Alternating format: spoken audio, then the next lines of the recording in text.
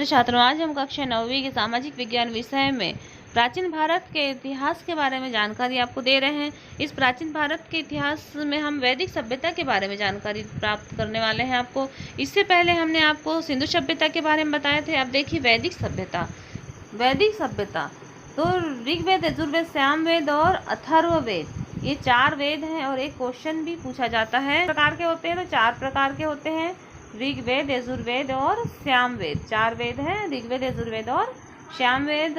और वैदिक सभ्यता के नाम से, इसे लेखन के कला को वैदिक सभ्यता के नाम से जाना जाता है। संपूर्ण वैदिक काल एक लंबे कालखंड को सूचित करता है। इसे हम 2 भागों में विभाजित करते हैं, इसके अध्ययन करते हैं। देखिए कि पूर्व ऋग्वैदिक काल में, जिसमें ऋग्वेद की रचना हुई थी, ऋग्वैदिक काल 1500 से 1000 ईसा पूर्व माना गया है। और उत्तर वैदिक काल, पूर्व वैदिक काल और उत्तर वैदिक काल, जिसमें तीनों वेदों की रचना हुई है, इसका काल है 1000 ईसा पूर्व से 600 ईसा पूर्व। इसी काल में पुराण, उपनिषद, महाभारत, स्मृति आदियों की भी रचना हुई है। इसी प्रकार देखिए कि वेदों का अर्थ है ज्ञान या पवित्र आध्यात्मिक ज्ञान। और ऋग्वेद विश्व का सबसे प्राचीनतम ग्रंथ है। ऋग्वेद, यजुर्वेद तथा सामवेद को वेद त्रयी के नाम से जाना जाता है। वेद त्रयी किसे कहते हैं? तो ऋग्वेद, यजुर्वेद और सामवेद को वेद त्रयी के नाम से जाना जाता है।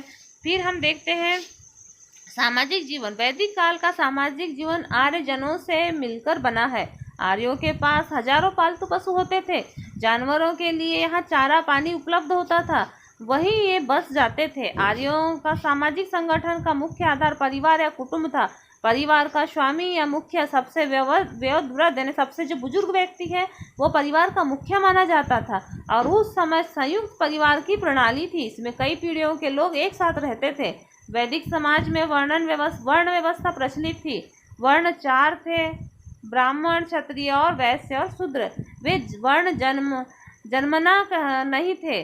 सामाजिक व्यवस्था के संचालन के लिए आर्यों ने अपने जीवन को 100 वर्ष का माना था और 4 आश्रमों में बांटा था इसे, जैसे कि ब्रह्मचर्य, गृहस्थ, वानप्रस्थ और संन्यास आश्रम। स्त्रियों को समाज में उच्च स्थान प्राप्त था और समस्त सामाजिक और धार्मिक कार्यों में वे भाग लेते थे। ये उच्च शिक्षा प्राप्त करते थे और दहेज प्रथा, पर्दा प्रथा, बाल विवाह जैसी कुरीतियां प्रचलन में नहीं थी। तो ये वैदिक काल था। और उसी प्रकार से देखिए वस्त्र, तो सूती, ऊनी और रेशमी वस्त्रों का उपयोग करते थे। स्त्रियां श्रृंगार में विशेष रुचि रखती थी और विविध केश विन्यास और सुगंधित तेल, आभूषण का वैदिक साहित्य में उल्लेख मिलता है। चावल, जौ, घी और दूध आर्यों का प्रमुख भोजन था। और रथ दौड़ और घुड़सवारी, आखेट और नृत्य, जुआ, चौपट आदि मनोरंजन के साधन थे। इसी प्रकार से हम आर्थिक जीवन के बारे में देखते हैं। वैदिक काल का आर्थिक जीवन। वैदिक सभ्यता ग्रामीण और कृषि प्रधान सभ्यता हुआ करती थी। ग्रामीण और कृषि प्रधान हुआ करती थी। यहाँ पर गेहूं, जौ, उड़द, मसूर आदि का खेती की जाती थी। हमने सिंधु सभ्यता पढ़े थे। सिंधु सभ्यता में भी कृषि पर ही प्रमुखता थी। कृषि के साथ साथ पशुपालन कार्य, जो कृषि से संबंधित कार्य है, वही कार्य किए जाते थे। कृषि सिंचाई की अच्छी व्यवस्था थी। कृषि के साथ साथ पशुपालन और अन्य मुख्य व्यवसाय भी थे। सिंधु सभ्यता में इसी प्रकार था। गायों की संख्या समाज में प्रतिष्ठा का निर्धारण करती थी। घोड़े, गाय, बैल, भेड़, बकरी आदि पालतू पशु थे। और गृह उद्योग और दस्तकारी उन्नत अवस्था में थी। और बढ़ई, लोहार, सुनार, चर्मकार आदि के कार्यों को यथोचित महत्व था। व्यापार और आंतरिक और बाह्य दोनों प्रकार के होते थे। वस्तु विनिमय प्रणाली का प्रचलन था। प्रारंभ में गाय वस्तु विनिमय का प्रमुख साधन हुआ करती थी। ऋग्वेद में इंद्र की मूर्ति के लिए 10 गायें देने का उल्लेख मिलता है। गाय के बाद निष्क का उपयोग वस्तु विनिमय में किया जाने लगा था। फिर देखिए धार्मिक जीवन। धर्म और आध्यात्म के क्षेत्र में आर्यों ने सर्वाधिक प्रगति की। उनके धार्मिक जीवन निम्नानुसार थे। वैदिक कार्य प्रकृति के उपासक हुआ करते थे, मतलब प्रकृति की पूजा किया करते थे।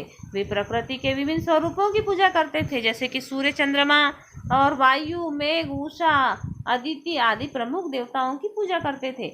और प्रत्येक कार्य के लिए यज्ञ का विधान था। उनका विश्वास था कि यज्ञ से देवता प्रसन्न होते हैं और मनोकामना पूरी होती है। पूजा पद्धति में यज्ञ मुख्य आधार हुआ करता था। अनेक देवताओं को पूजते हुए वे एकेश्वरवाद में विश्वास रखते थे। और उत्तर वैदिक काल में समाज का धार्मिक परिदृश्य बदला और धर्मगत विशिष्टता जटिलताएं आती गई। अश्वमेध यज्ञ, राजसूय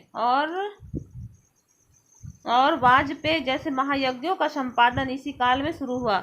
नैतिक आचरणों की स्थापना गृहस्थ आश्रम के माध्यम से 5 महायज्ञों एवं 3 ऋणों के द्वारा पूरी की गई। इसी प्रकार से दार्शनिक चिंतनों का भी विकास हुआ। फिर आता है राजनैतिक।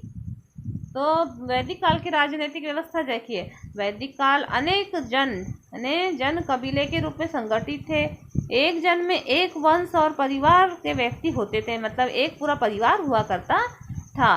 राजनीतिक व्यवस्था का आधार कुटुंब था। कुटुंब का प्रधान पिता हुआ करता था। तो हमेशा किसी के भी घर में कुटुंब का प्रधान कौन होता है? तो पिता होता है। अनेक कुटुंबों को मिला करके, और देखते हैं ना हम अपने गाँव में कि तो बहुत सारे परिवार मिल करके एक गांव बनता है। तो वैसे ही एक बहुत सारे कुटुंब मिल करके एक गांव बनता था वैदिक काल में। उनके ग्रामों को मिलकर 20 बनता था। तो सारे गांव मिलकर के क्या बनता था? 20 मतलब जैसे कि बहुत सारे गांव मिलकर के एक जनपद बन जाता है, वैसे ही 20 बन गया। 20 का प्रधान विस्पति हुआ करता था। अनेक 20 से मिल करके, मतलब मान लो कि बहुत से गांव मिलकर के, अपने वर्तमान परिदृश्य को देखा जाए तो बहुत से गांव मिलकर के एक जिला बन गया। एक जिला बहुत से जिले मिलकर के राज्य बनता है, और बहुत सारे राज्य मिलकर के क्या बन जाता है? राष्ट्र बन जाता है। उसी प्रकार की व्यवस्था उस समय भी थी। हाँ, अनेक 20 को मिलकर के जन बनते थे और जिसका प्रधान गोप हुआ करता था। उत्तर वैदिक काल में जनपदों की स्थापना हो चुकी थी। इस प्रकार से उत्तर वैदिक काल का हो गया। ऋग वैदिक देखते हैं। ऋग वैदिक काल के लोग जनजातियों में संगठित हुए और जन कहलाए। जनजातियों के प्रधान या नेता को राजन या गोपति कहा जाता था, और उनके जनजाति और पशु संरक्षित रहते थे। वैदिककालीन शासनकाल व्यवस्था प्रमुखतः राजतंत्रात्मक थी।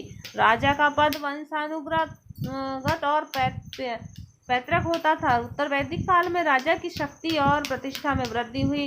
राजा के प्रमुख कर्तव्य प्रजा के रक्षा करना था, युद्ध करना, शांति बनाए रखना और प्रजा को न्याय प्रदान करना था। राजा की सहायता के लिए अनेक सहायक होते थे, जिसमें से पुरोहित, सेनापति और ग्रामणी और सूत संग्रहिता, कोषाध्यक्ष, भागदूत, कर संग्रहता और कर संग्रहता मतलब जो कर को संग्रहित करने वाला, व अक्षपात, सारथी और पालागल राजा का मित्र या विदूषक आदि हुआ करते थे। इस प्रकार से हमने वैदिक काल का अध्ययन किया।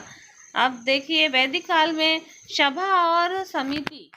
वैदिक काल के 2 सभा तथा समिति वैदिक कालीन राजनीतिक संगठन के महत्वपूर्ण प्रभावशाली समिति थी। संबंध ये राजा का स्वेच्छाचारित या नियंत्रण रहती थी, जो है ना राजा के जो कार्य है उस पर नियंत्रण रखती थी। ऋग्वैदिक में इस संस्था का उल्लेख मिलता है। फिर है सैन्य संगठन। इस काल में सैन्य संगठन और युद्ध प्रणाली का पर्याप्त विकास हो चुका था। पैदल, घुड़सवार व रथ सेना होती थी। युद्ध का प्रमुख उद्देश्य आत्मरक्षा और विजय या पड़ोसी राज्यों की कीर्ति को खंडित करना होता था। लोहे की निर्मित अस्त्र शस्त्रों का उपयोग करना होता था। इस प्रकार से उपरोक्त उल्लेख से वैदिक सभ्यता का हमने ज्ञान प्राप्त किया। और हमें वैदिक सभ्यता का वर्णन करना है तो वैदिक सभ्यता का वर्णन भी इसी प्रकार से करना है। आर्थिक रूप में, सामाजिक रूप में और धार्मिक रूप में 3 प्रकार से हमें वैदिक सभ्यता का वर्णन करना